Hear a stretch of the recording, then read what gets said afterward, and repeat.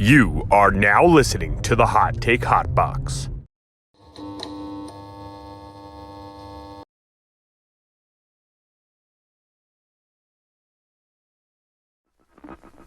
Biggie. You are now listening to the Hot Take Hot Box. Biggie. You are now listening to the Hot Take Hot Box. Biggie. You are now listening to the Hot Take Hot Box.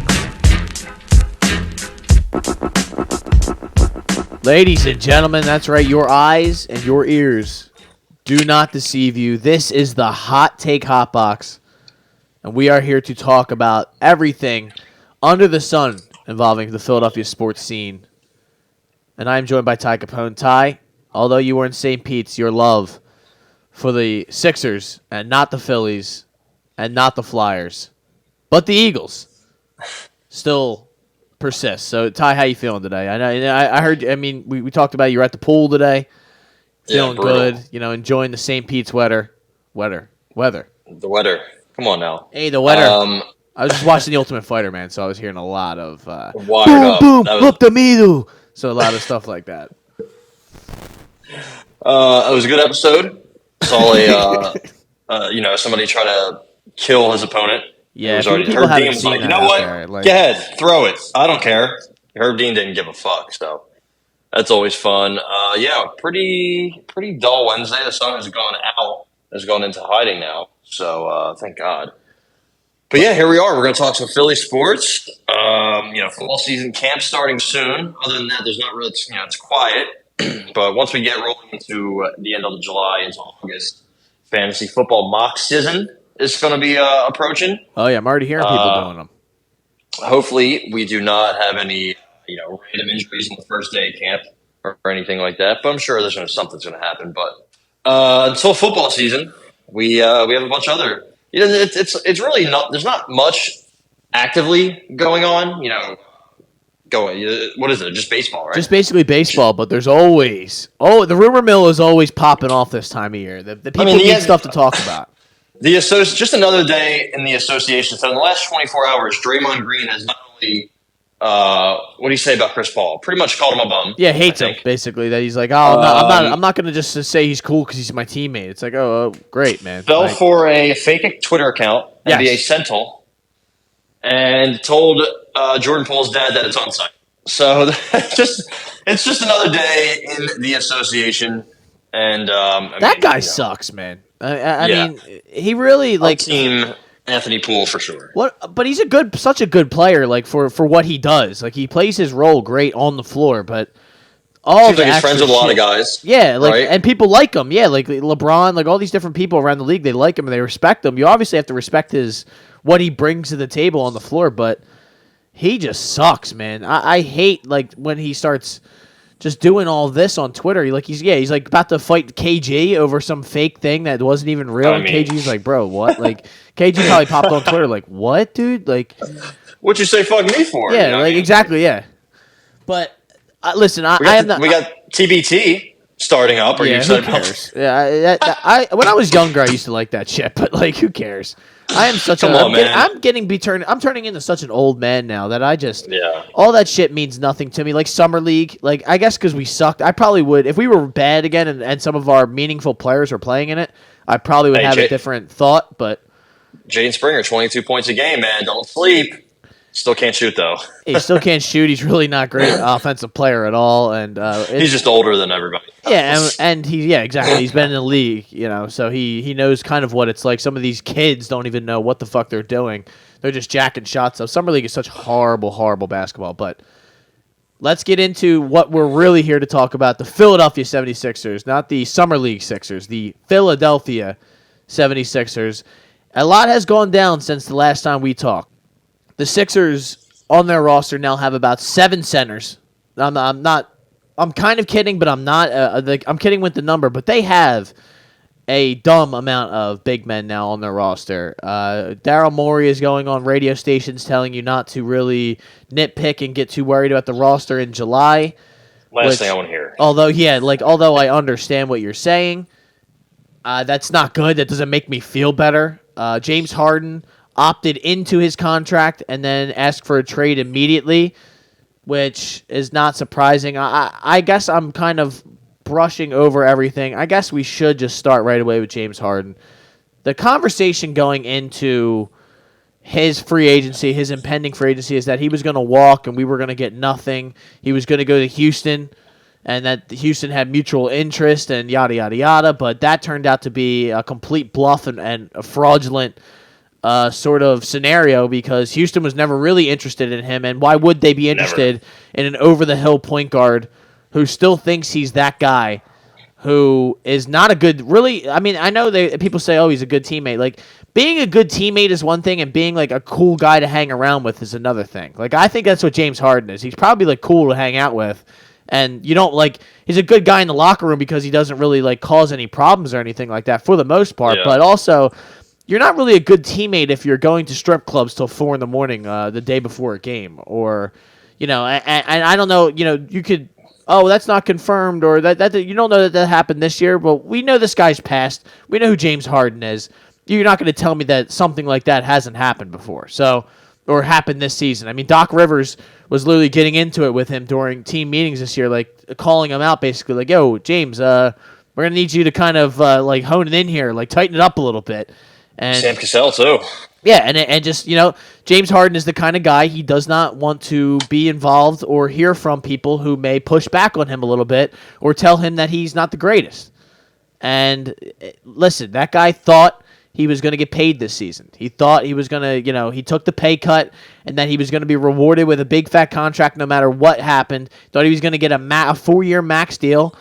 And that just never was a realistic proposition, I thought. I don't know if they told him that last year and that's why he's so hurt, or I really don't understand his thought process on this, but I can't – I am very happy that Daryl Morey – I mean, really there was a thought that – and a realistic thought, I think, from everyone, that maybe like he was just going to hook his boy up, like that they are just such, you know, like pals. They've gone through, they were together for so many years down in Houston. Now they reunited here in Philadelphia, that they were just going to get, you know, he was just going to hook him up, and that's just how this is what it was going to be. We were going to have 4 years of James Harden. We were going to be paying him $50-60 million into his age 37, 38 season. It just didn't happen, and now he's kind of taking his ball and trying to go home, but I don't really think that's a smart idea on his part. I'll get into that in a little bit, but I kind of want to let you chime in. I could just keep going on for like 5 minutes at a time, but I mean, I have a feeling you have a lot of the same thoughts on this. Yeah, I'm not. It seems like he's trying to do what Damian Lillard is and force his way to the team he wants. Dame wants to go to Miami. He wants to go to. And we'll talk LA about that too. That's kind of disgusting, but.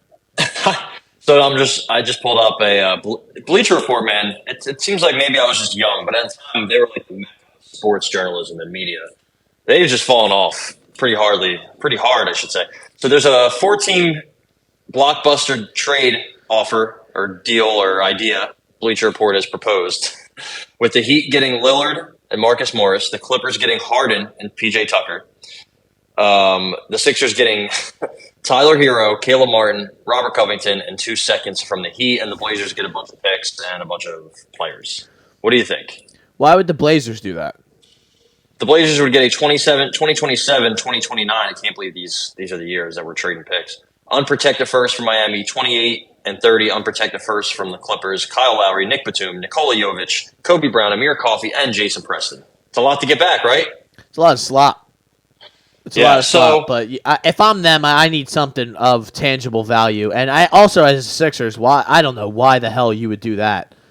Yeah, I mean, Tyler Hero doesn't really move the needle all that much. I mean, I guess he could play next to Maxey, but it seems like a lot of guys who really we wouldn't have a point guard. Yeah, we wouldn't have a guy to distribute. But I do like Caleb Martin, but also Robert sure. Covington coming back would just haunt the 21-year-old version of myself. But yeah, it seems like that's what he's trying to do, and I know a lot of people are going to say, "Oh, the GM do what's best for the team."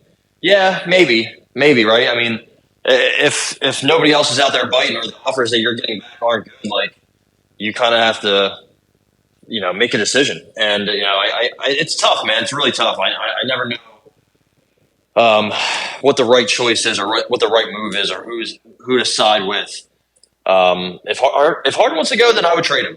But the problem is, are we going to get Terrence Mann back? Probably not. So it's like, what are we really doing? We're getting Norman Powell and some picks. Like, what does that do for this team? Not much. But I don't know what he does. I don't know what Harden does for this team. We kind of saw what Harden does for this team last year. He had 40. What do you have? 45 in that first game one, and then didn't do shit the rest of the series. So he had 42 in game 4. That's what I was there. The first game without Embiid. He went crazy in game 1. Don't forget. I mean for what it's worth, he did have 2 good games out of a 7-game series. Yeah. So, I can't take that away from him, but but I will say, having 3 guys on the team making $30 million or more, I believe it's only 3, right? Yeah. Embiid, Harden, and Harris. Tobias Harris making 37. This team's at a crossroads because if you look at the talent you have and the age of the roster, we're going to start falling off, is what it seems like. We don't have that many picks at our disposal. We didn't have any picks in this year's draft, which is, Sam Hinkie's probably rolling in his grave seeing the Sixers have 0 picks in a draft. Joel Embiid's 29. When does he start to fall off? Because last year we saw the best version of him, correct? And this year I would expect to see a similar version of him as long as he's healthy. But what happens going forward? He's a big guy. He's not young, and you got to figure his regression is gonna it's gonna come hard, man. And then James Harden's already taking a step back. We signed Patrick Beverley, 35 years old. PJ Tucker's 38. Tobias is 31. Like you said, we have a bunch of centers: Mo Bamba, Montrezl Harrell, Joel Embiid, Dwayne Dedmon. I think he's a free agent we brought Paul Reed back. We just don't have much young talent. Maxi's 22. That's all good and well, but DeAnthony Melton's 25. He's probably topped out. Any of those young kids that are 21 and 20 that we got undrafted, I don't think they're really going to play. Terquavion Smith, Ricky Council, Philip Petrusev, even Jaden Springer. I don't think Jaden Springer is going to make an impact on that NBA team yet. It's funny he's only 20, but still, man. Tyrese Maxey made leaps when he was 20, 21. So I don't know what really this team does. A couple of my friends, we had discussions about the Sixers weekly. Talking about we're going to be terrible. I think we're going to be like a 45, 55 win team, somewhere in that range. It really all depends on what happens with Harden and what happens with Embiid's But now we have Embiid talking about, I just want to win a championship, whether that be in Philly or somewhere else. So now everyone's like, Jesus Christ, man, you want out too? And, I can't really say I'm surprised. He's been here for so long.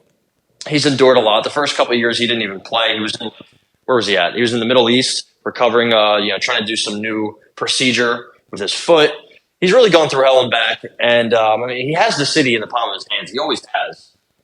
But now it's just like everybody, the fans, the players, the coaching staff, the front office, everybody's kind of just up in the air. Nobody really knows what's next. And, that's kind of where I am. I don't know what's next. I would like for them to run it back with James Harden, but also I would like them to move him and maybe get something good back. I just don't think the Clippers are going to give away their probably best young player in Terrence Mann or, first-round picks that I don't even know if they have. So, I don't know what's next. I think it's going to be a long waiting game, right? I think we're probably going to wait until September. I think it seems like he's going to be back, but I have no idea. I truly have no idea. So I don't even know what I want. I'm at that stage of fandom where I don't even know what I want the team to do, and I usually do. I know what the Eagles. Listen, I want you guys to draft Georgia players. Boom, do it. What you want from the Flyers, rebuild. That's what they're doing. What you got from the Phillies. Boom. I don't know what the Sixers' plan is. I don't know what their idea is. They probably want to just capitalize on Embiid's prime, right? They don't want to waste another year of Embiid's prime. I think you trade James Harden and you don't get much back, that probably is wasting another year of Joel Embiid's prime. So ideally, you keep Harden one more year, see what you can do, and then after this year, I think things might get a little easier. But what do we do with cap space? It's really hard to. It seems like in the NBA, it's a lot different than the NFL, where how do I say this? The NBA kind of moves quickly. Paul George gets traded, you're like, whoa, that came out of nowhere. Kawhi gets traded, you're like, whoa, that came out of nowhere. things happen very quickly in the NBA compared to other sports. It seems like, except for maybe baseball in the off season, but bigger rosters, much more going on. So I don't know. Do we trade Embiid? Do we trade Embiid and Harden? Do we trade Embiid, Harden, Maxey, and Tobias? I mean, I don't know. I just really hope we just make good moves and stop getting completely fleeced. But Well, I think there's a few things here. One, back to the James Harden thing. I think James Harden has no choice but to play well this season. If the goal is to get paid, I do not think him coming into camp, causing a problem, wearing the fat suit like everyone likes to just like joke about, and like that's what he's going to do. He's going to be a problem. Then he's not going to get paid next year, and he's kind of running out of time. So I am not in theory, like I am not in. I don't hold the belief, or I am not hoping that they bring him back and like try to run it back. I never wanted that to happen. I love the fact that we didn't sign him to a long-term deal and that it's only a 1-year deal. I am in agreement with Daryl Morey that I'm not just going to trade him just to get rid of him, but I do want to be realistic somewhat about getting something for him. I understand like he's like an all-star level player or some like stuff that I could flip for an all-star level player, which that I can see or agree with. The Clippers, it seems like that's the only place he wants to go, and he's really pushing that narrative, or his people, his lackeys in the media are pushing that narrative. I don't really see how that kind of comes to fruition unless they give something up. I'm not taking like a Morris twin and Covington. I'd rather let him rot on the bench and then go into free agency, and he still won't go to the Clippers. Like, he needs us to go to the Clippers. He needs somebody to sign him to a sign and trade and then send him to the Clippers. The Clippers have no cap room. They just gave these massive deals. They gave massive deals out, and they're about to give more massive deals out to Kawhi Leonard and Paul George. So he wants to play with Russell Westbrook and whatever. Let that be the Clippers' problem. That is fine by me. I have no problem trading James Harden, but I need something back. I need a Terrence Mann. I need Norman Powell. I need something that I can at least take to somebody else and say, like a Terrence Mann, and be like, hey, do you he's a good player? Would you want him in a trade plus Tobias Harris and get like a Levine, or you know what I mean? Like, I don't know who it would be, but something of value that you can look at and say, all right, I want that back. That's fine. We'll do that deal. With their strategy though, it seems like their strategy right now is to just kind of punt on this season and like try to get cap room for next year, which I don't really get, because if you look at the free agents next year, it's not something where we are clearing the deck to try to get LeBron or Giannis or Steph Curry or any of the like top flight players in the league. We're talking about like Jaylen Brown and Pascal Siakam and like good players, but not something where I'm willing to punt a season on and then like, oh, we're definitely going to win the title next year. Yeah, like I'm not giving $200 million to Pascal Siakam. Good player. No. Make no mistake about it. Not going to sell my franchise for him. It's not going to happen. So it seems like they don't want to trade Tobias. That has died down big time. And I don't think that means necessarily that they won't get moved, but they just, it seems like there's not really a priority right now in this front office. Like, he's too busy looking at NFTs and hanging out at the beach and making funny Twitter jokes, and he's like not really concerned with trying to build this team or make this team better. We don't have an athletic wing on the entire team. He let Jalen McDaniels walk, which is fine. I'm not really. I see people like having mental breakdowns about that on Twitter. That guy couldn't even get on the floor in the playoffs. So I'm not really. That's not something I'm going to sit here and be like, oh my god. And thank God they traded Matisse Thybulle, although they got rid of him and got nothing for him. But I mean, that guy just got $33 million for 3 years, and he stinks. Also, he started playing. He started playing way better when we got rid of course. Go figure. But well, I mean, I never really put stock in when players go to bad teams and play well. You know how that is. We have plenty of those guys who were on our team, bad teams, pretty okay, mediocre players, but they look like the second coming of Michael Jordan. I am old enough to remember Roden. KJ McDaniels. I mean, KJ McDaniels, MCW, next up or whatever you said. Remember Tony Roden averaged like 17 a game, and then next year he was out of the league. Yeah. Like that, because that's real shit. I mean, these guys are basically playing in a men's league, but they were just at the highest level, and they Eddie Hoban, baby. Yeah, basically, shout out Eddie Hoban. But No, listen, and then Embiid wants to go on Maverick Carter or whatever the fuck he was, whatever that was on the stage, and say what he said, and then kind of, if I'm gonna be frankly honest about it, be a coward about it afterwards on Twitter, and act like that's not he didn't mean exactly what he said. He knows what he said. He knew what that would do to the people. He wasn't trolling. He was being dead ass serious. And now he's trying to kind of trying to backtrack and act like, oh no, that's not what I mean. I'm Troel, I'm just trying to be funny and and for him to do that shit, James Harden. Okay, that's one thing. I expect James Harden to fold in the biggest moments. He's done it his whole career.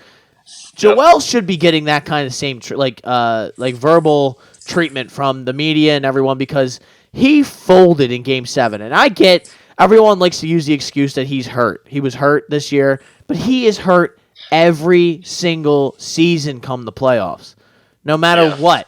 If last year, they babied him all the way to the playoffs, and then he gets his face ran into, and that's such a freak accident. A couple of them have been freak accidents.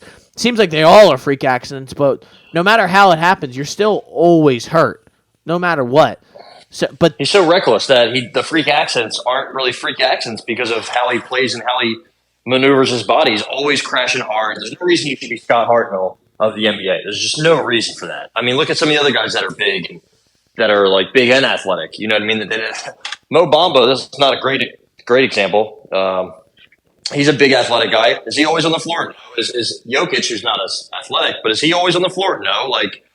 Just shit like that just shouldn't happen, especially in the first quarter of Game 33, and Embiid hit the floor hard, and now he's you hear it throughout the arena. He fucking thuds against the ground, and you're like, dude, this is the 10th game of the year in the first quarter. What's going on? This shouldn't be happening. Bro, we're playing the Hornets on a Tuesday night. We don't need that. But it's even more just the way, you see the way Jokic plays. He's skilled. He doesn't really leave the floor. His feet never really leave the floor. He just dominates the floor or dominates the whole game. Fundamental. Yeah, by just using fundamentals, just knowing how to play, knowing where to be, knowing where the ball has to be. And I get Jokic has probably been playing much longer than Embiid, and we know we've talked about Embiid slow starter in the sense that he didn't really start playing until he was 16 years old or 15, however old he was. He just needs to hone it in a little bit, and it's not even really that. It's just the mentality and the body language that those two had, especially towards Game 6 it started.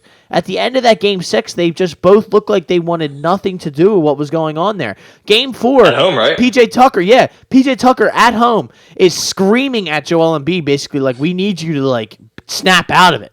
You're kind of playing soft as shit right now. You're getting bodied by Al Horford, who's almost 50 years old. And at one point, he was bodying him. Everybody was. Remember that at that one point, I forget what game it was. At one point, Tyrese Maxey was picking on Al Horford. Everybody was picking on him. Yes. They picked on him in Game 1. Insane. I don't understand. It's just it has to be something upstairs. It has to be something mental. 100%. You know what I mean? I remember his struggles against the Hawks that series, the Game 7. That was so just. Him and Trae Young were battling for who could be the worst player and who could, choke and look like the biggest idiot on the biggest stage. And I don't know, man. I love Joel. I always love Joel. And obviously, the city loves him. And I guarantee if he brought a championship to the city, most of the fans would want a statue for him. But it's starting to. It looks like the pressure's starting to get to him. Honestly, if I could be completely honest, So we'll see. I mean. I don't know. The problem is people are going to want to trade him, and who's going to give up a big?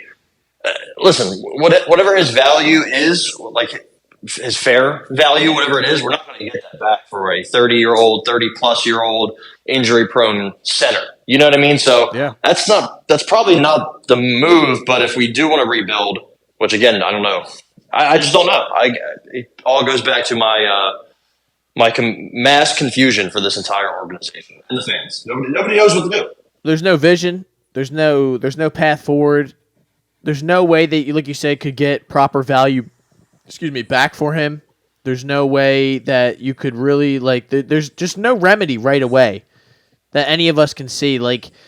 the few things that I point to, okay, Nick Nurse, he's obviously got to be a better head coach than Doc Rivers. I don't know if he's really going to make the worlds of difference in the sense that they're just all of a sudden going to be an NBA Finals contender just because they changed the coach.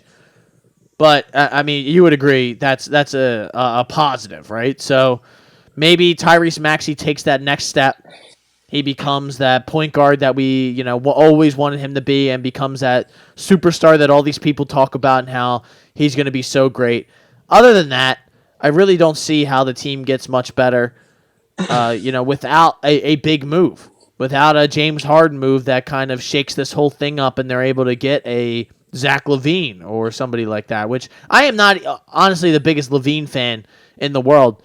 That's just a name or somebody that seems like it could kind of fit in here and help a little bit in the athletic wing department who can shoot threes and does a lot of shit. And the ball and it wouldn't be all on his shoulders like it kind of is in Chicago. He has some help, but not real help like Joel Embiid and Tyrese Maxey. So yeah, the tough part is they really just don't have a vision, and we have no faith in the GM. We have no faith in ownership. Ownership just kind of sucks. They distance themselves from the city. They want to build a stadium in the middle of Chinatown, and it just seems like there's always something other than the focus of let's win a championship going on. There's just so many reasons to not like this team as opposed to actually like this team. Like, maybe a guy like, and I guess that's why I get why people don't want to trade Maxey, because a guy like Maxey is a reason that you would want to go down and watch them and support this team because he's just a young kid. He plays hard. He scores. He's exciting. I get that, but we also have the MVP, and all of us have kind of grown a little bit of apathy towards him. It's not all the way there yet, I would say. He just won the MVP, and I'm not ready to close the door on him completely, but there is such a sour taste in our mouth from what just transpired in the playoffs again. That's the thing, again. That Hawks series was not that long ago, and last year against Miami, they did the exact same thing. They laid down like dogs. It didn't get to Game 7, but you remember, Joel misses the first 2 games. They come back. They win 2 games in a row. So it's 2-2 going back to Miami, and they get their doors fucking blown off in that Game 5 because they basically just looked like they didn't want to be there. And then Game 6, I'm there, and I'm watching them not want to be there. Like, they looked actively like they didn't want to be there. And it's like, well, why should I pay my money to come down here and support this team if the players who are making millions of dollars just seem like they don't really care about the results and don't want to be there? And I get, like, people will go and say, oh, well, that's not the case. That they obviously care. They're like, this is their job, and they've been doing this for, like, I shouldn't even have to question if that's the case. Like, you don't watch the Phillies and be like, oh, these guys really don't want to be here, or any of the other teams that you can name even in basketball. Like, no one watched the Heat, even though they lost in the finals and were like, nah, they kind of, like, dogged it. They just didn't seem like they wanted to be there. Even the Celtics were about to get swept 3-0, and they came back. Like, no one's saying that about some of these other teams. We're saying it about the Sixers. Yeah, and also with the whole Maxey point, like, he's going to get like $100+ million. Oh, probably 200. Soon. Yeah, for sure. It'll be in the neighborhood probably of 200. Yeah. And if he improves, if he makes another step, whether it be a big step, a small step, it's going to be 150. It's going to be 200. It's going to be that dollar amount is going to keep going up. And what do you do then? You give him all the money that you saved with whoever it is, Tucker and Patrick Beverly and Tobias Harris, with them leaving. Now all of that's going to go to him? Like, what? I don't know. That's really our only young, promising player. Besides, it's just him. It's really just him. So, yeah, I mean, free agency is not really the way to go. It seems like it's all about making trades, but we don't have assets to trade. Most teams just keep their stud players, their core players, with their max and super max contracts. So yeah, I don't know. You need listen, and there's people like. This is gonna. I'm telling you, I warned you guys ahead of time. This is gonna be a long one because I have a lot of shit that I have had built up and on my chest that I need to get off of my fucking chest.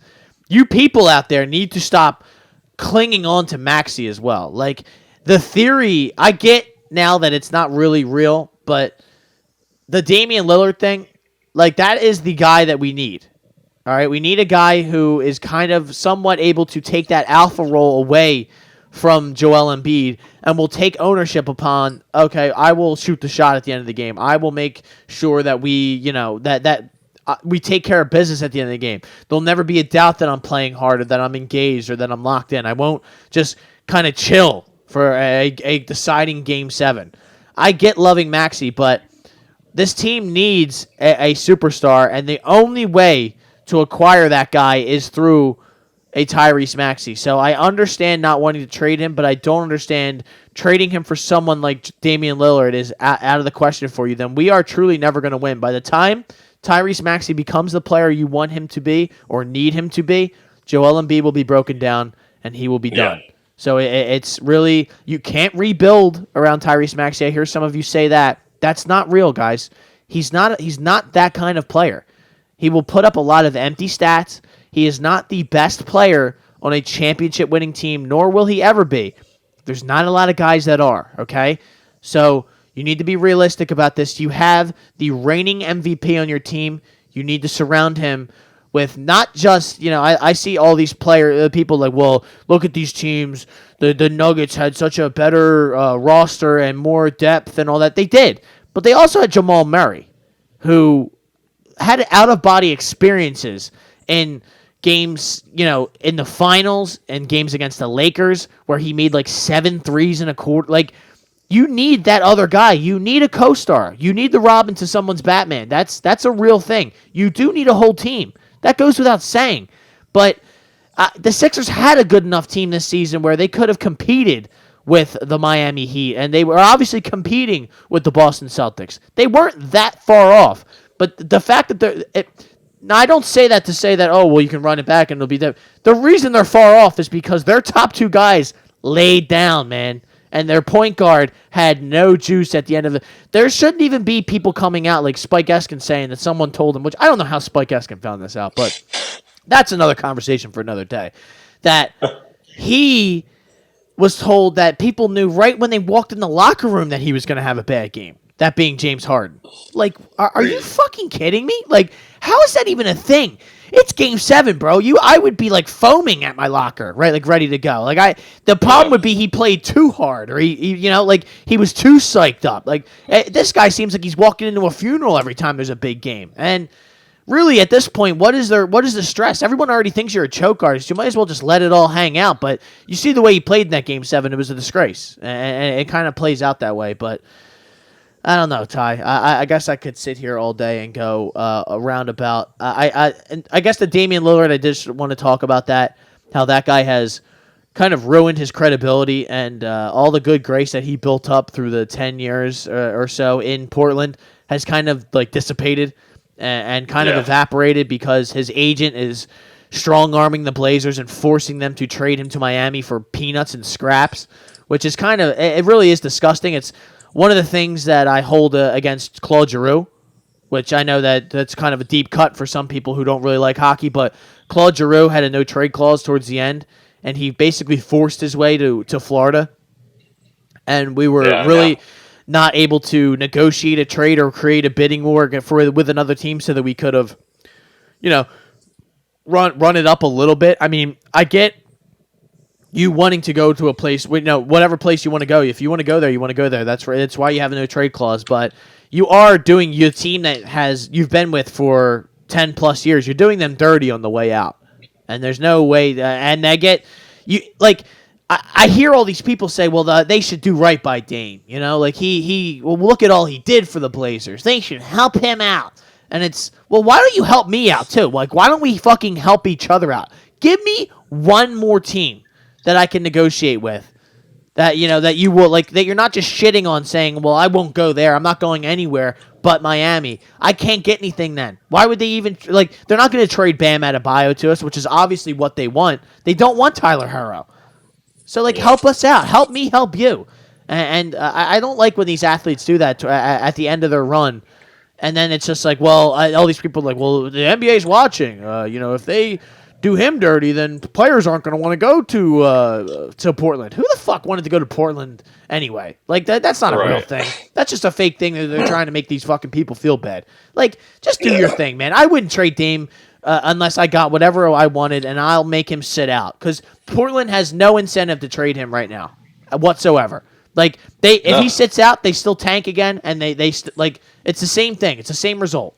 They're just going to wait until they get what they want, and that's exactly what they should do, and that's what the Sixers should do with James Harden. Yeah, and Portland has some good young players, whereas we do not. Yeah. You know, they have Anthony Simons, who's making about $22 million a year, to give you a rough estimate of what Maxey might command. Oh yeah. Who else? Chris Murray's 22, Jabari Walker's 20. Shaden Sharp's 20, Scoot Henderson's 19. Yeah, even Justice Winslow somehow is 27, which I feel like he's been in the league 30 years. So Jeremy Grant's 29. Forgot they had him still. They just signed into a fat deal too. Fat. I just forgot. Just remember that. So yeah, I don't know what we do. I'm all for trading James Harden, but if we give him away for nothing, we're kind of just fucking ourselves. Yeah. You can't just let him walk. Like, you can't just trade him for scraps. You can't trade him for Rocco and Marcus Morris in a first. Like, that truly would just. We're done. We are done then. Like, then it's like. The only thing that I kind of understand why Joel said what he said is because he probably does get the same feeling that we do, that they're trying to they might punt on this year and kind of just try to set themselves up for next year. And he's probably like, dude, I'm not fucking doing that, man. Like, we are not. I had just won the MVP. I'm not sitting around next year and playing with a bunch of bums and trying to carry another squad and using one of my good years that I have left on this travesty of a roster. So you're gonna have to give me something here. You're gonna have to help me out a little bit, and that's the only aspect I would understand it from Joel. But still, it just seems like all these guys just seem like crybabies. Like James not getting what he wants, so now he's gonna cause us a little. You're gonna be a little baby about it, and he's gonna cry and complain like someone's doing him wrong when he's getting paid $36 million to play this season. He's still a somewhat productive player, but he obviously has shown in the playoffs that he's not consistent, or in the regular season, he's just not consistent enough to give $50 million to, and he's too old. So. Doesn't defend still. Doesn't defend. He really, other than distributing and scoring sometimes, it's really, and he just sucks the life out of the offense. I just don't think him and Nick Nurse are going to work well either. So I guess I just wonder, to bring it back to the beginning, we've done almost 40 minutes on this. It's just I don't really know where they go other than somebody kind of a miracle getting pulled out and a rabbit out the hat, and we get somebody that was not on the radar, we did not expect, and he just kind of pops up. But yeah, and unless maybe Damian Lillard's tune changes and they're able to get Maxey and Tobias for and a couple of sprinklings for Damian Lillard, because again, I still believe Dan Lebitard's delusional ass saying that Herro's better than Maxey. I don't care whatever stat you pull out or whatever. I can use my eyes. I know Maxey is a better basketball player than Tyler Herro. It's really not that close. Tyler Herro's an a good to okay basketball player. He's not better than Tyrese Maxey, nor will he be. So that's that. And I think it's unfortunate that we're not going to be able. There's really not going to be anyone that kind of becomes available. Like, the only guy in the future I could see is maybe Giannis. Because it seems like Giannis is starting to. When you start to hear those little rumblings from a guy, from a team and from a guy who's really never said anything like that, you start to wonder. Because I saw a couple things in early June, and after they got knocked out was basically kind of people are starting to look and monitor the situation, which they've said about Joel, but that's starting to become more of a realistic thing now too. So I don't know. I feel like I'm rambling now, but. You have any closing remarks on our Philadelphia 76ers? The difference there is Giannis is 1 and Embiid is 1-0. So, true. Have we even gotten to a conference final, let alone won a conference final? I don't believe so. To 2001. Right, so 2001 is the last time the Sixers have been past the second round. Man, brutal, absolutely brutal. So I don't know. I just again very much in the air. Everything's in the air. Yep. And you know what's also in the air is the health of Andrew Painter, because now it has been reported. Let's clip that over to the Phils. But the Phils are kind of have turned it around here as of late. They are what, 52 and 42, or 53 and they're 52 and 42, I think. yeah, they're 10 games above 500. They are, cruising along at the major league level. But Andrew Painter, was he 20 years old now, 19 years old? He's been dealing with his sort of elbow soreness and elbow injury or whatever. Any kind of elbow inflammation. When you hear that, just assume that you're not going to see that player for 2 years. Yeah, I know they try to rest. There's nothing you get. Elbow inflammation means one thing: Tommy John surgery. So yeah, it sucks. It's very unfortunate, but honestly, you'd rather this happen to him now than at 23, 4, 5, maybe. It's tough. It's hard to find a silver lining here, but it does happen often. It does happen very, very often, honestly, to young pitchers, especially young pitchers that throw hard. He's 6'7", 215. He's been that size since he was drafted out of high school. He has a 70 grade fastball from a 20 to 80 grade scale. 70 grade fastball, one of the best fastballs in the minor leagues. Also a nasty slider. He's nasty, man. He's really good. 4-pitch mix. 3 of them are plus. Like, that's nasty. your guy right there. Yeah, for sure. That's your guy right there. Mick Abel. I like Mick Abel a little bit, but I think he's starting to look at his AAA stats or his AA stats. Yeah, they're not great.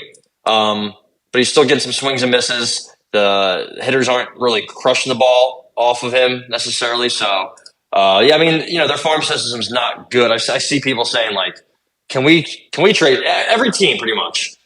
Should we trade for Ohtani? It's like, guys, you got to remember who you are and who this player is. Like, the Phillies don't have enough to pull it off. You can offer him your top 500 prospects. Like, it's not going to get it done. I also not to say not that I don't want him, but I'm not trading for him for a half season. There's no I would just reason. rather take my swing at him in the off season and maybe try to sign him, and for nothing. You're obviously a lot of money, but I'm not giving up a bunch of prospects for a half season, because I don't know. It doesn't sound like he really wants to come out east and play. It's only really the Dodgers, and that's it. That's the only other team. People are saying the Yankees, but no one really thinks that, right? I mean, the Yankees think that because they've signed Tanaka and stuff like that, so they think, oh, we'll get Ohtani. We have the money. We're the Yankees. I don't know if that's really necessarily the case, but the problem is Hal wants to stay he wants to be a penny pincher nowadays. So the days of Steinbrenner's throwing money around is pretty much over. They're not doing that ever. They haven't done it in a while. At least the Dodgers will still do it. The Dodgers haven't in a couple of years. They're saving up for Ohtani. So we'll see. Maybe the Mariners. I've heard a lot of people talk about the Mariners because of Ichiro and whatnot. They also don't have really much money allocated to anybody. We'll see. But back to the Phillies. I mean, they're 4-1 since the All-Star break has commenced. Yeah. They play the Brewers today. Probably. Who we got pitching?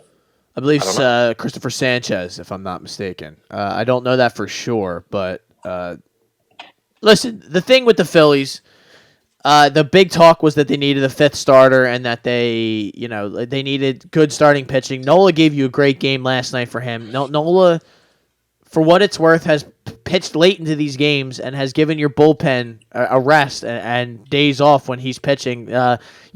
From the when you'd have to go full bullpen game and you're seeing Bilotti in the 3rd inning, or Bailey Falter starting and getting blown up in the 1st inning.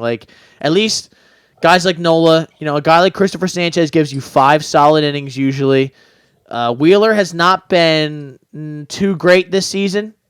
But I think a lot of those guys, they're kind of shaking off that postseason hangover. They pitched later into the season, more innings than they have in probably their whole careers. So I understand that from the sense Taijuan Walker has kind of turned it around off of his early season mishaps. And, getting good innings out of Ranger Suarez. That seems like that has been the what has keyed in the turnaround. Obviously, the offense has rebounded once they put your boy, man, Kyle Schwarber into that into the number one slot, into that leadoff slot, it has kind of turned this team around, and he's hitting home runs.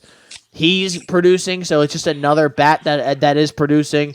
Bryce Harper finally hit another home run the other day, or no, before the All-Star break. Or was it before? No, it was after. It was after the All-Star break. It was just the other day. He's struggling a bit, man. Oh yeah, I mean he's like still hitting 300, but it's just not the Bryce Harper that we have grown to, expect and have become accustomed to. He's not that. He hasn't been that guy this season. Castellanos has continued to just be the guy that you expected, right? I mean, he's continued to play well. What is he? Is he still hitting? He's still hitting above 300. I'm pretty sure. 290. Okay. Well, he's falling off a little bit then. Yeah, a little bit. On base is 332. I mean, he's kind of like a little bit like JD Martinez, where he's hot and cold. You figure you're not getting much out of him defensively.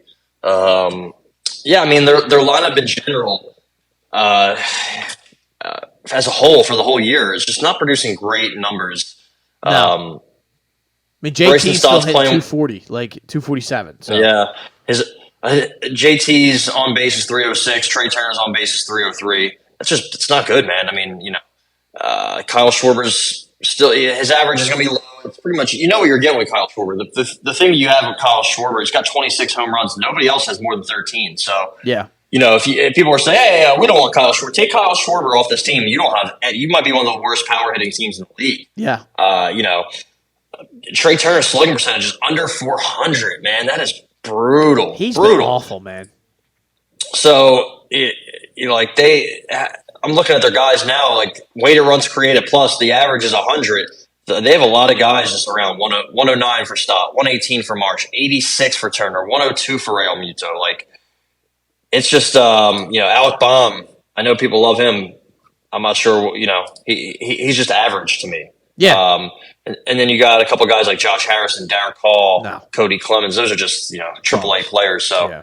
I don't like to say that, but yeah, they kind of Edmundo Sosa, I know he's a fan favorite because his name's Sosa, but he walks at like he has a walk percentage of 1.5. So if you're gonna hit 240 and not walk, not really sure what you're giving to this team. So I think they need to go out and get a bat. I don't know what you say, outfield bat. That's what a lot of people are saying. The theory is to go out and get an outfield bat so that Schwarber doesn't have to play the field and then he can just DH. And then the idea is that Harper's going to play first base this upcoming weekend against the Guardians. That's what the rumor is, but they've seems like continually push that back week after week after week to get him more work or whatever the excuse is. There's a new one all the time. So yeah, I listen. I don't know who. I just think I really don't think it matters what the position is. I think you're able to figure it out no matter what. One of those guys from the Cardinals, either one. I don't think you can go wrong there. If you get Arenado, you get Goldschmidt.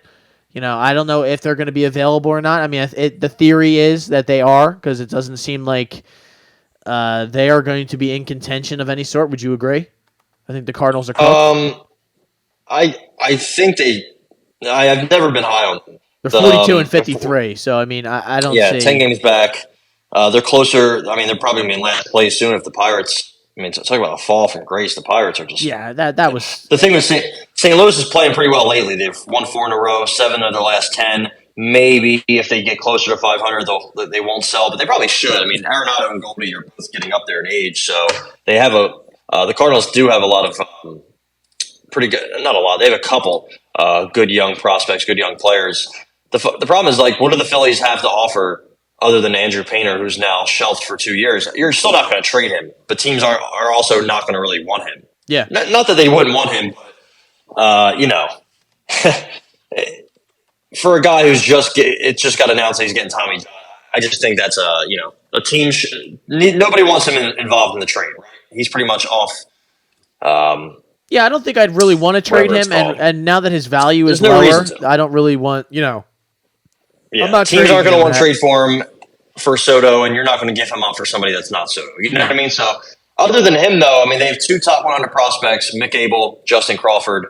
They're both probably Justin Crawford's a ways from making his debut, but still, I mean, how much young pitching do you have? You have Andrew Painter, Mick Abel. I guess Griff McGarry, but he's 24, and he's in Double A still. You know what I mean? So that's a bit worrisome there. And other than that, you don't really have, you have a 22-year-old Alex McFarland in Single A. That's your 8th best prospect. Like they just don't really have prospects. Justin Crawford, again, I like him, Carl Crawford's son, but I don't think his ceiling is that crazy. I don't know if he's ever going to be that great of a hitter. Hao Yu Lee, not sure who this Asian fella is. Nice. He's their 5th prospect. Yeah, he's nice. Johan Rojas at 6. I think you see him with the club now. Yeah, he's pretty. Listen, I will say about Johan Rojas, he's a guy that the Phillies have been missing for a long time. Like that sort of spark plug can cover so much ground out in center field and like hits. You know, he's got a good bat. Like I don't know if he has a spot on this team. Obviously, I feel like with lefties pitching, then you're going to see a lot of him because they've been platooning Marsh, even though they traded like one of their top prospects for Marsh, and then they don't let him play every day, which doesn't really seem to make sense to me. But if you're going to platoon, at least you have a top 10 prospect that you're throwing up there, and who was putting up good numbers in AAA. I think Double A actually. He's only 22. Yeah, he's the fact sky's that the limit. Cracking the big league club at 22. I mean, that's pretty good. He's got like a 70 run grade and a 70 field grade. So you got something solid there, but I just don't think you have what it takes to really get an Arenado. I mean, maybe, but like you'd have to really just kind of dig deep and not empty your farm system or / MLB team, but you'd have to do a nice bit of damage. So I don't know what direction they really go in. Honestly, the NL seems to be pretty wide open outside of the Braves. Being a Dodgers fan, I do think we're the 2nd best team in the NL. But I mean, they're getting smacked around by the Orioles right now. The bullpen is a complete issue, and all their starting pitchers are hurt. So it's I don't know what's going to go on with them. The playoffs are very fickle. The best team can go out in the NLDS. The Giants and Diamondbacks being the next best teams in the National League. I guess with the Phillies, Marlins, and Brewers, it's pretty wide open. So I guess if the Phillies, if they said, just the Braves, let's go for it. Like the Braves are like it's so pretty much the head and shoulders above. I don't think the Phillies. I mean, look at the run differential. Phillies are plus 13. The Braves are plus 145. So I don't think the Phillies are going to compete this year. But could have said that last year though too. I mean, that's right. Absolutely. That's the thing about baseball though, is like it's so wide open and anything can happen. So if there's a way to get like, I don't know if a Randall Grichuk is the sexy name to hear, or Adam Duvall, or if the like if the Yankees are selling, try to get Giancarlo Stanton. I don't know if I want him. Yeah. So, I mean, if there's any kind of random bat that pops up for a cheap-ish, where you have to give up Simone Muzziotti or Ethan Wilson or whoever, Jalen Ortiz, that guy was supposed to be a top prospect 30 years ago. McKinley Moore, any of these like lower prospects, if you have to give them up plus a Edmundo Sosa, why? I don't see why not. I just don't think they have much of a ceiling this year. I do like their pitching. I think their pitching has carried the team. The bullpen seems to be pretty good. I was shitting on Craig Kimbrell I kept telling my dad, like, Craig Kimbrell, wait for him to just be absolutely awful. He's been good, man. His ERA's not high. His FIP's pretty low. His strikeouts are up. His walks and home runs are down a little bit. Alvarado is solid. He's just inconsistent. Hurt. Seems like him and Dominguez have been hurt. So I was just trying to say, what the fuck happened to Sir Anthony? They've been out for Alvarado got hurt, came back, and then got hurt again. So that's good. Like I guess the hope would just be to get him back before the playoffs. And Dominguez has, I don't know if it was an oblique or something, but he's like been out for a while, it seems like. And ideally, on paper, like you have Wheeler, Nola, Walker, Suarez. I think Matt Strahm has been great. He's been a blessing. 12 strikeouts per 9. Didn't see that coming from him. Then you got, ideally, again, Kimbrel, Alvarado, Soto, and Sir Anthony. That's really good, man. I mean, again, they might not all be healthy at the same time. I don't know what's going on.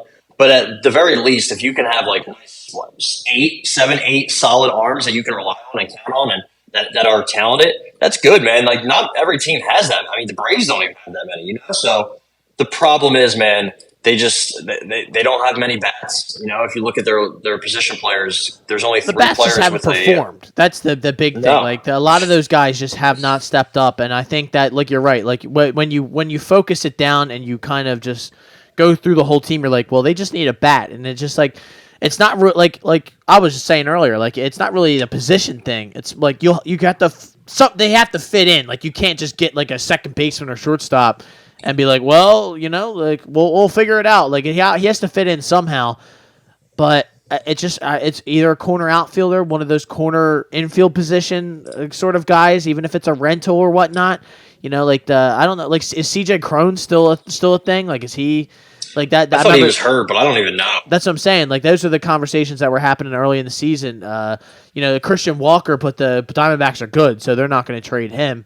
So like I don't, and I heard today that Reese is trying to make it back for the playoff. Reese Hoskins is trying to make it back for the playoffs. I'm like, jeez. Yeah, I'm like, what? I was like, I don't know about that, but that wouldn't stop me from making a move. And I also would trade Bohm for Nolan Arenado. I saw that conversation happening a couple weeks ago, and people were like, no, I wouldn't do that. Like, I love Alec Bohm. I would never, ever trade him.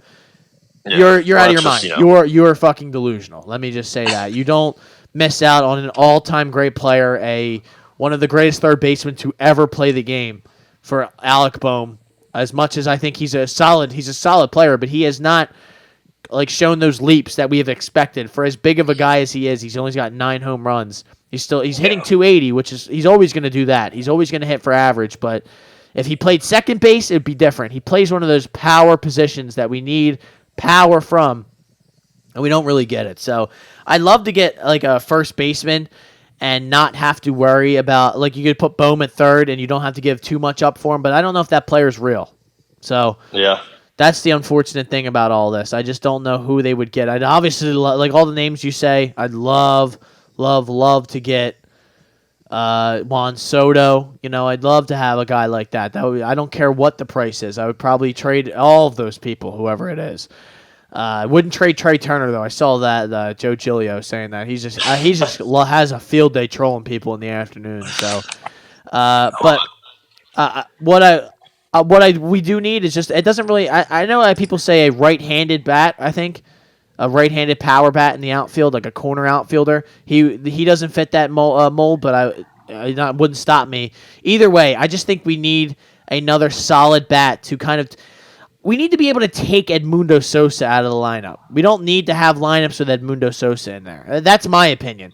Or, you can put Bohm at third or first, but you have to have another guy in there that can produce at a high level. So you don't have to see Derek Hall in the lineup and stuff like that. That's just what I believe. But I don't know who's going to be available. Like, what are the big names that are going to be available? Like, are the Guardians? Like, I know Shane Bieber was the conversation. I don't think so. Shane Bieber's about to come back. Guardians are playing well. That division's a complete joke. So I think they're going to probably be buyers. I really don't know who's going to be available.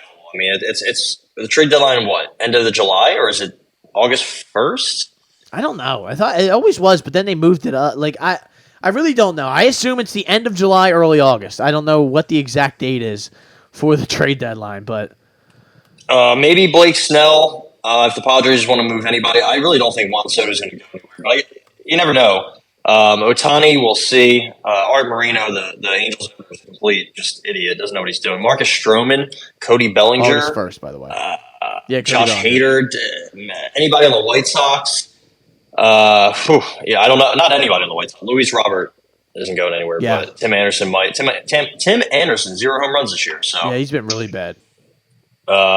It seems like there's more pitchers than anything. I mean, if the Phillies would do anything, I think Cody Bellinger would be the guy to go after. He's playing pretty well. I think he's going to fall off. He's already had a couple of rough stretches, but I mean, lefty bat. Obviously, I don't know if that's what they want, but he's probably their best fielder by far, and maybe one of their best power hitters after Schwarber. So I'm not sure. I mean, I think the Phillies should add a piece or two without giving much up. Maybe a low risk, high reward move, but. Jordan Hicks, if you want another reliever, ask the Cardinals for Jordan Hicks. If you want to do a package, Jack Flaherty, Jordan Hicks, Nolan Arenado, I don't know. It just doesn't seem like there's that many. It seems like the trade deadline market is very, very inactive. That's what a lot of experts and executives are saying. And with the deadline so close, we haven't heard or seen any movement at all. I mean, the Yankees are talking about trading for Randall Grichuk. Like, that's how down bad they are. So. There might not be that many moves. There might not be that many players getting, thrown out there for bait. So we'll see. I mean, the Phillies are in second, right? Second place, right ahead of the Marlins. Marlins are a pretty good young team, but I don't think they scare anybody necessarily. So I'd love to see. get Cody Bellinger, though.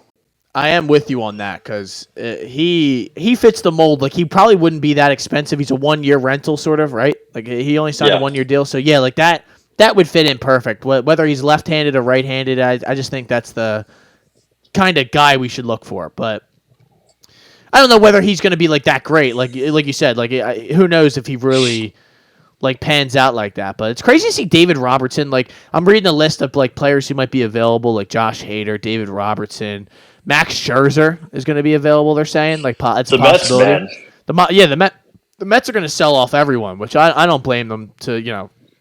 You probably should. Lucas Giolito, like maybe the Phillies do go out and get a starter. That just kind of why not? You like, never have too many, right? Yeah, like as long as the price is right, I feel like he's going to be aggressive. So it just depends on what he does, like what he actually the focus is, or what becomes available, or what we could get. So, I guess that's it for baseball. I did want to talk about Flyers just getting doing very well in the draft, drafting the Russian savage, the sniper, the gentleman, Michkov. What is his first name? Mikhail Michkov. Matvey. Yeah, that's going to take a lot to remember, but I mean, he's got some time. He's not going to come over for 3 years, possibly 2. You never know. Honestly, with Russian players. By that time, they should be good, or not should be good, but at least respectable. Enticing for him to come over. Yeah. I think so. So we shall see. We shall see. They got him at 7th, which is just an absolute steal. And he might be the best player other than Bedard. So you have to pick that guy there. I don't know why these other teams didn't. Well, I guess we're going to be bad, so it's like there's no incentive, or there's no reason you wouldn't pick a guy there like that. But so I guess I didn't even realize what happened with D'Angelo got waived. Yeah. After he got bought out. Okay, so he got bought out. There that is. They re-signed Cam York. They signed that goalie. I don't know if he's Belarusian or Russian. If he's Russian or Belarusian. Also, don't know if I'm saying that right. Alexei Kolosov. It looks like they know what they're doing. They know what they're doing. They're getting rid of some of these guys, and they're trying to just be young, right? Build young. Get some other guys to fill out the roster, like Victor Mete, and don't give out bad contracts. That's pretty much what they've done for so long. They've given out bad contracts a lot. They just haven't had a nice blend of young talent with vets. Like, remember Claude Giroux and Jeff Richards and Jeff Carter, Mike Richards, nice. Danny Briere. Like back in 2010 when they had a pretty good team, they were pretty much they were very veteran heavy. Claude was young, but they didn't have a goalie. Michael Layton, who then played for the Blackhawks AHL team. Like they've always been missing something. Yeah, they've never really had a well-rounded team in recent memory, anyway. So they're doing something good. I like what they're doing with their young players. They have a lot of good young prospects. I don't know whatever is Sean Couturier still alive? I don't know what happened. He's on the team still. He, I guess it was a hip or something. That's brutal. To Ryan Ellis is probably never going to play hockey again, so they have to continue. Like that's fucking insane. They trade for a guy who plays 4 games and he never plays again, which. Brutal. Only the Flyers. But, Cam Atkinson will be back this year. I think, like, some of those guys, they'll still get moved. But at least I forgot about him. He died. Everybody's just dying. Leaving. Yeah. Travis Konechny, I don't know what's up with him. He's still there. Like, he's still just doing his thing. They get rid of Provorov, and they get pretty good return for him, which that's a positive. At least they have to deal with him on Pride Night. They just probably could sit him out of the lineup on Pride Night. But, the Carter Hart stuff, that could be the conversation around him could be changing in the relatively near future with a listen, man, investigation coming out. Pretty soon about Team Canada yeah. So I forgot about that. I think he might be. I don't know. Actually, I don't know. Like that's I think I've heard he might be okay, but then I've also heard that he might be going down with this thing. So, jeez, man, that's brutal. It's it's something to look out for. But at the very least, I think the Flyers have a vision, a focus, a goal, and they have people that we trust at the helm, as opposed to a guy like Chuck Fletcher who just was operating like a fucking moron and an idiot, and pretty much, we tried to act like we weren't, like we're stupid hockey fans here, and that he's signing these people to these contracts, and we're like, dude, what are you doing? Like, Whether Tortorella works or not, who cares?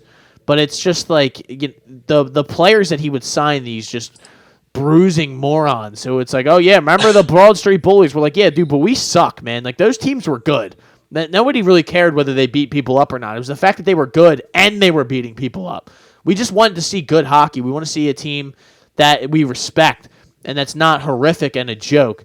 That's what we've been, the last 3 years, I'd say, since the pandemic, basically, after they went to the second round in that bubble playoffs. But yeah, that's my Flyers talk. That's more than you've probably gotten in the last year from me. Well, I did a whole episode the one day about how Chuck Fletcher should be fired, and that's been a while. But I don't really have anything Eagles wise. I'm going to save that for later on in the summer once training camp starts. Once camp gets started, I think that's soon, right? It's in the next couple weeks, I believe. Let's go.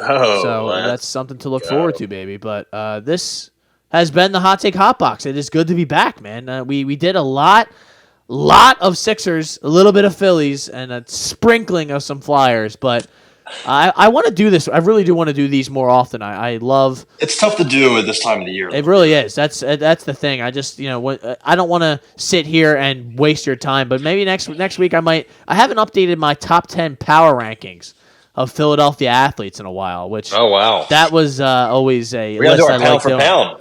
We do have to do the UFC pound for pound list. So if you guys are still listening, enjoy. We're gonna do all the lists. Enjoy all these shows. We love doing them.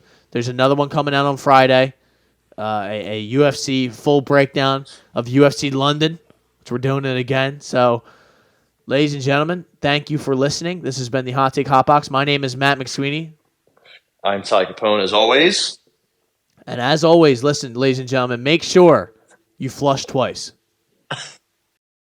You are now listening to the Hot Take Hot Box.